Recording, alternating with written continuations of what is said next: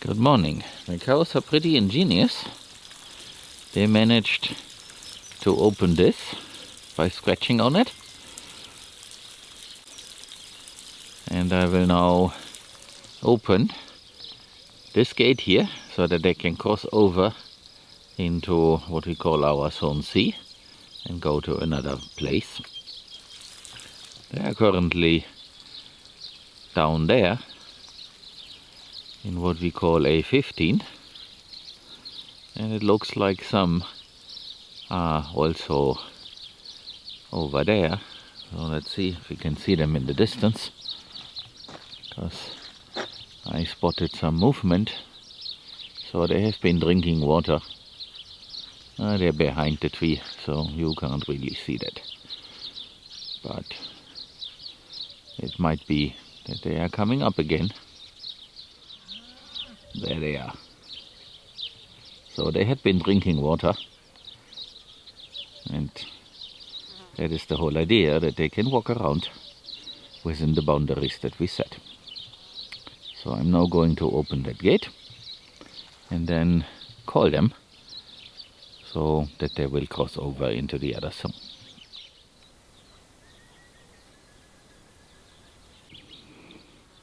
Let's see how they left this. There was a lot of forage, and they have been in here now 24 hours. It does look pretty good. I assume the others will come also running when they see that this half of the herd here is moving. So this looks good. A lot has been eaten, a lot has been trampled, just like we wanted.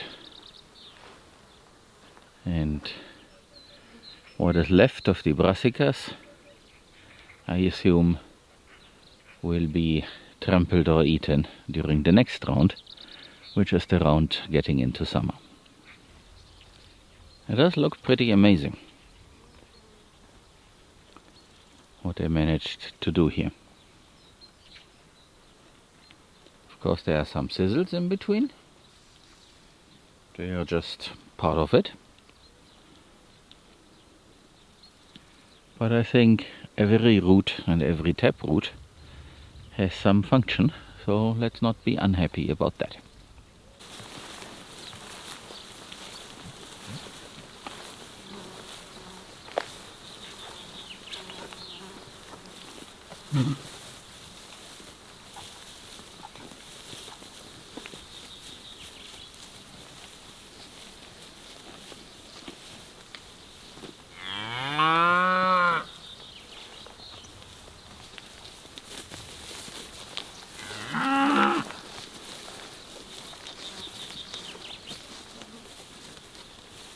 I don't mind that they are going the wrong direction.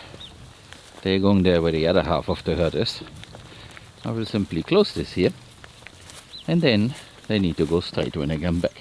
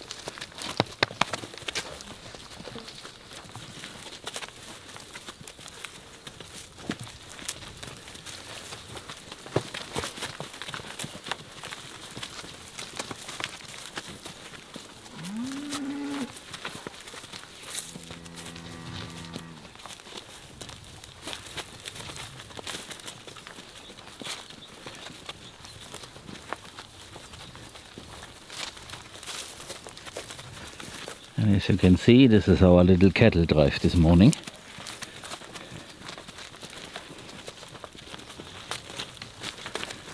It's pretty simple.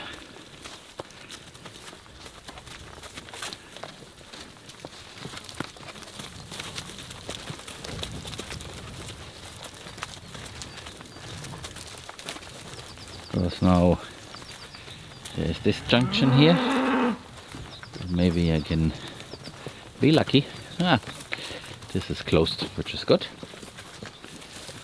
So the little ones, of course, do what they want, but it's the little ones, and that's okay. So here we have some leggers.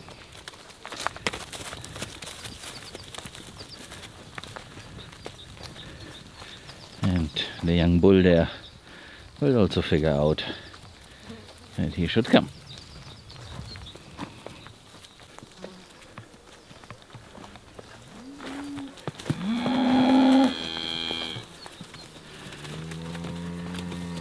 The little bull is practicing, but he is not able yet.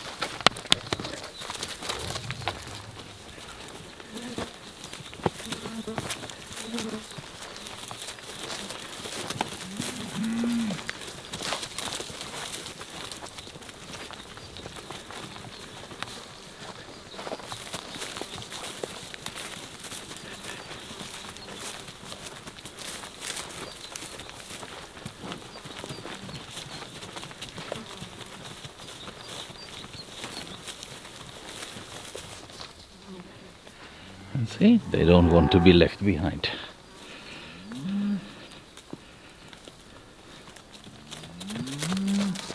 And that calf there will also figure out how to come here.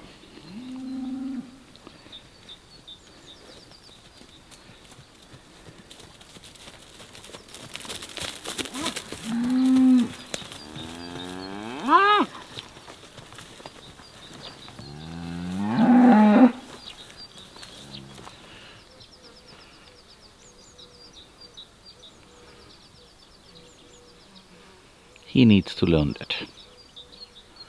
Little bull calf. Now I can close this here. And then when they have crossed, I take the vehicle and go up and see how their destination looks like. The guys made a gate for a temporary paddock. And I want to make sure that that is open. So here we have the new gate to CT8. And the guys also truncated this part of the path so that they won't go down there. There's nothing open, but they could try to get into some area where they should not. So we better give them a message that this is the right paddock. And as this is a weekend, we will not do strip grazing because I also have to recover, and also I'm doing mostly IT work for someone which finances the whole show. I am still tired and that means this will just be open for the whole weekend, and Monday is a holiday.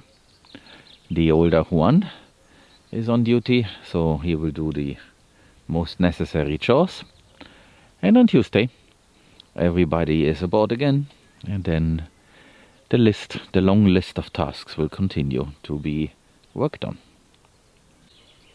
I have to say that this is not really the best way to keep these wires, because they can touch the ground and also connect to each other. They're all hot by now, so it's not a big problem that they shorten each other out, but going forward we definitely need to have a better way of doing that. And then of course that plank here should also not be the final solution. There should be a thicker fence post somewhere around here, and this metal post should also be a thick wooden fence post, and then we use a spiral gate and probably have something where to connect the spiral to, or the spiral can be removed easily, something like that. But this is a temporary paddock, so this is just for now, and it will be subdivided, and then step by step all these things will become a professional installation. At least that's what we are going for. This is the one on the other side. In a few days this will also be open for grazing. And then of course keep in mind, we are not building fences for building fences. We are not a fence building company who does this for someone else. These fences are just a tool, and I know there are devices available. One product I believe is called No Fence. So yes, that would be very nice, but it's not available here yet. And I believe one of the reasons is that these companies need to have a contract with a cell phone company. It's not that you just buy the collars and then go into a store and buy a SIM card. Because buying a SIM card currently means you buy a phone line. No, you're not buying it actually, but you're getting a phone line. And then, depending on what is being offered, you might end up with a 20 euro bill every month just for a few bytes of data. So what these people do, similar as car companies also do this, they just get a contract with the cell phone provider, and those are special SIM cards. Of course they have a number technically, but they are not meant to be phone lines, and you cannot put them into a phone and make a call. So this is a special deal, and the end consumer cannot really do that. So the company that I mentioned, they seem to be in negotiation with a Spanish cell phone provider, and then it might become available, but you see there is a dependency, and that is then not so perfect. But then I can also see that a technology like LoRa, if someone knows what it is, could be useful, because the data that needs to be transmitted is very short. It's basically a set of GPS locations and maybe some time information also, when this virtual paddock is to be opened, when it is to be closed and all that. So this could also work, and then it's basically a question of finding someone who makes those collars and a LoRa receiver attached to it. Battery, small solar panel to keep it charged. And I believe around here scientists are using something similar to study the movements of animals.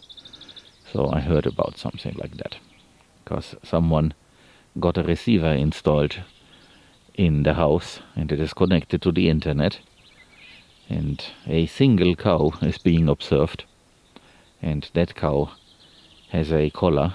There is no electroshock involved, it's just for observation.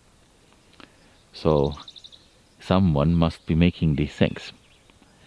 If one of you guys knows, please let me know. Would be very interesting.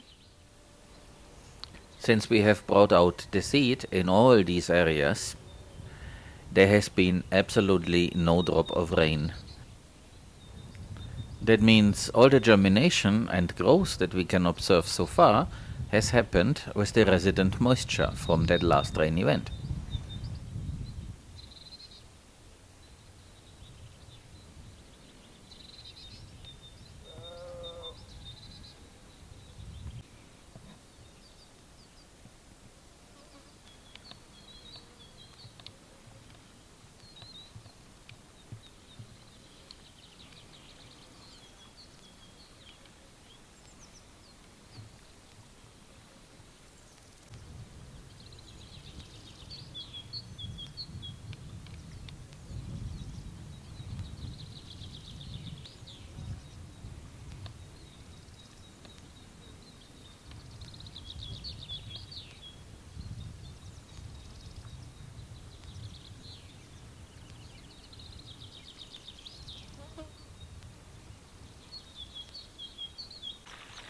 For as long as we can, we continue to make our own rain by redirecting the water that flows out of the nearby water reservoir. As I mentioned in previous videos, this swale and pumping water into it does help the areas below it. It definitely is a worthwhile thing.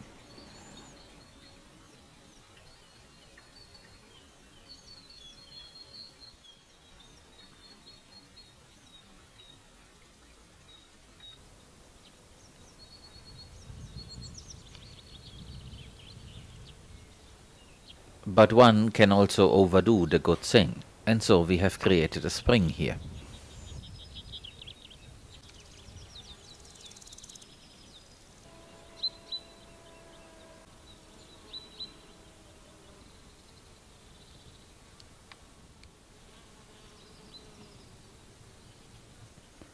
This must be Sudan grass that has emerged here.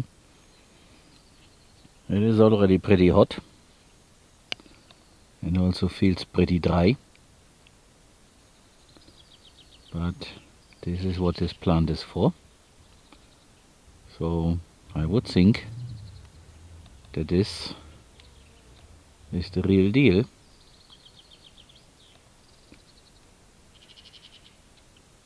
And supposedly it is happy with just 200 millimeters of water per year. So it should be its habitat. Let's see how that goes.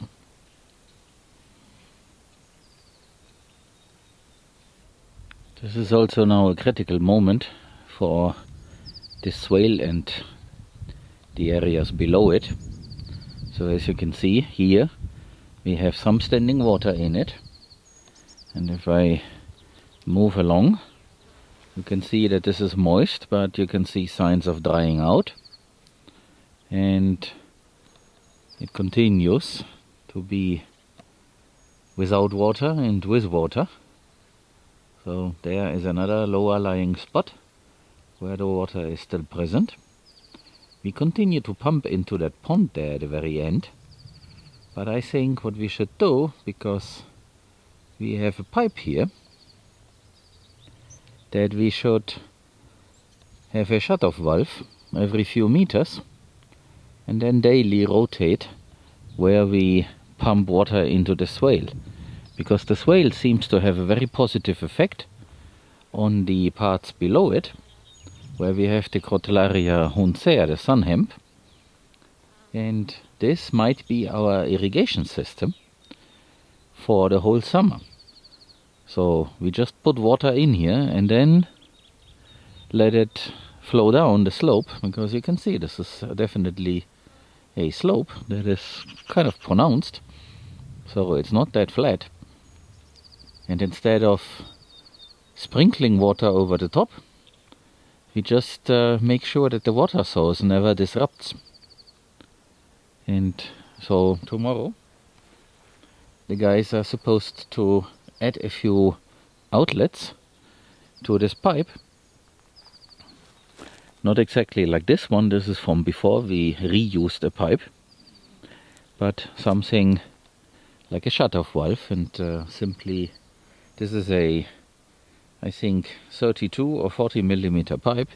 So simply some outlets there, some T-pieces that we can turn off and open so that enough water flows in, and then daily we switch and open one part and close the other so that this gets wet equally and we never disrupt the flow of water downhill. And this is definitely new grasses here, so I'm positive that this is the Sudan grass that is establishing itself here. So that is very positive.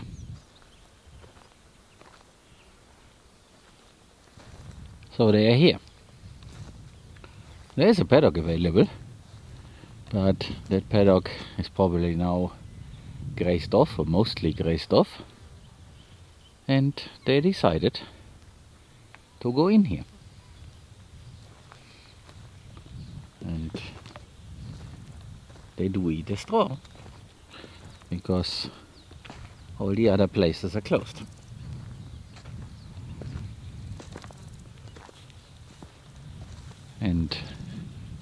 It is actually good for them because this is rough fodder and it helps the rumen, as I have learned.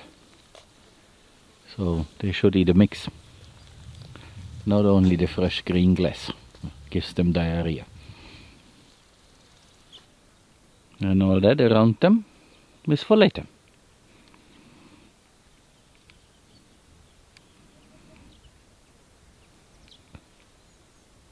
Isn't that a very nice view? The sea of oak trees, like they call it.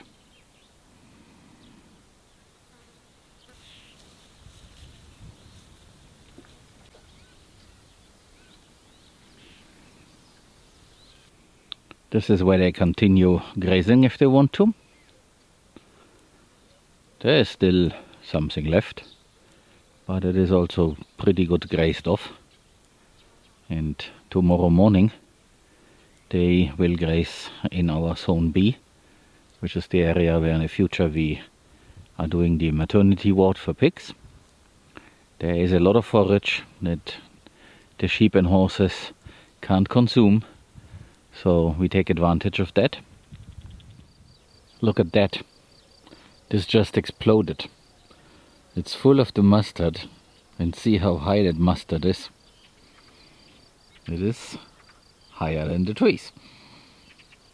It must be because of the horse manure, because the horses have been here several times and they kind of declared this area their toilet, and so that must be the reason why this is so tall. It's pretty impressive what nature can do if you let her.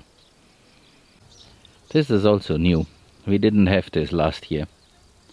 I have seen the plant, must be some sort of sizzle, but I have not seen it growing like that and going to seed. Here next to it there is another one. And in there is a Palovnia tree that is coming back, but this one isn't really growing very well. While the other two, let me take you over there, like this one suffered from the cold wind, but as you can see it is making leaves and is coming back.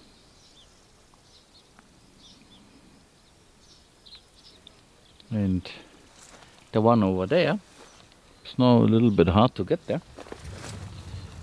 so a little bit closer I think I can go, or maybe from the other side. This is like a jungle here. This is as tall as my chest.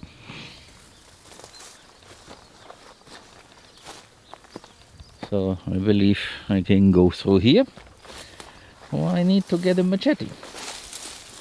Here's another one of those. So here's a plate to step on. So here it is a little bit opener. A bit open, and let's see. Aha, so here we have access. So here is the other Palovnia, and this one was basically covered with all the other plants, so we freed it from all that and see how it is growing. And I believe that other plant around it, that was a sizzle, actually protected it from the wind, which is why this is further ahead.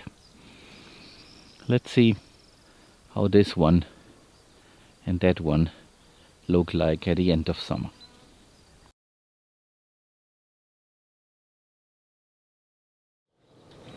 While the dogs are resting, the sheep have been assigned to clean the predator's home.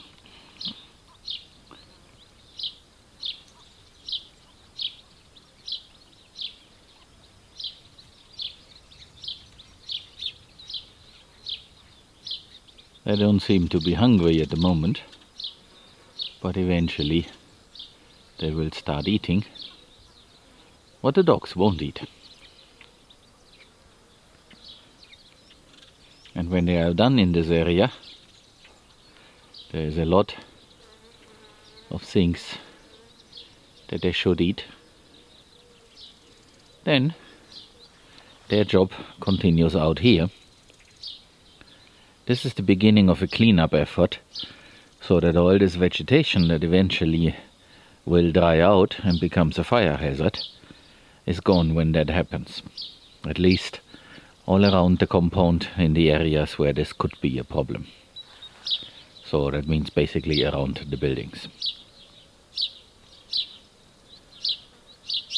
After a few hours, the sheep in here have eaten some of the brassicas, but it will take them a lot more time, and it is also pretty hot already.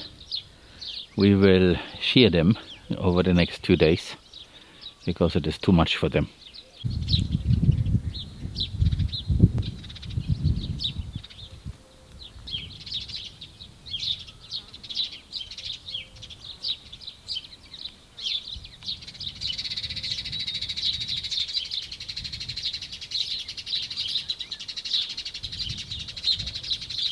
So here we can see a little bit more, and if the camera is shaking, that is because she thinks somewhere there must be milk. And no, I don't have any milk, and I am not your mama. I can only give you artificial milk. And I don't have that yet. You have already gotten your milk. So, now stop it. Maribel. No milk. Okay, so back to these guys. You can see that they have eaten a lot of the brassicas and trampled the rest. So that is exactly what we want. And what I believe now is we should have a larger flock, a real flock, and move them in after the cows. And I think that it's how it should be done. But then of course we also need to have the proper fencing to have control. And as you can see, this sheep there doesn't like my presence. It smells like predator, because this is the dog enclosure. And I am standing here, and I am also a predator. So I can understand them being nervous. But they will stay in here until tomorrow, and hopefully they will then have decimated all this. And also there at the water for the dogs. So the prey animal does the housekeeping for the predators. And this one here continues to look for milk.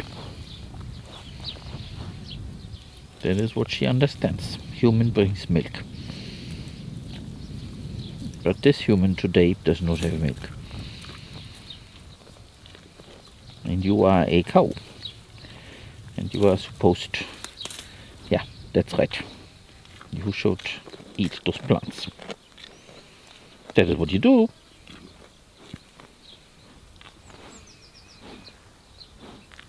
No, same way as they do.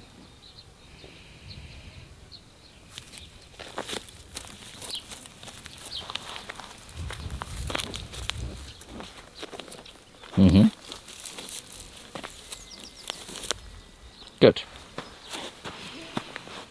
So, no milk here. No milk here.